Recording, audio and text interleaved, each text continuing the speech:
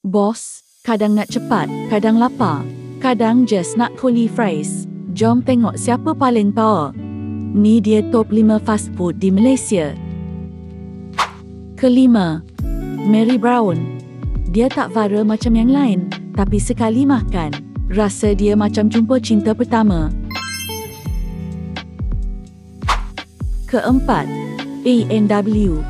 Tempat nostalgia. Root beer dia boleh settle heartbreak, tapi kenapa branchnya asyik hilang Ketiga, McD. Midnight drive-thru champion, tapi dia punya ice cream machine suka MC cuti. Kedua, KFC.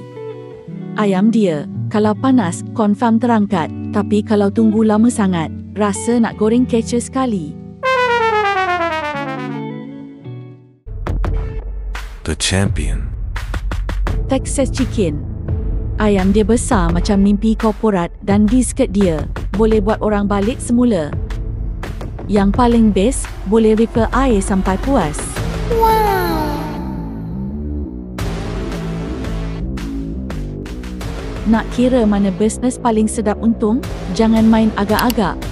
BC boleh kira sampai habis goreng.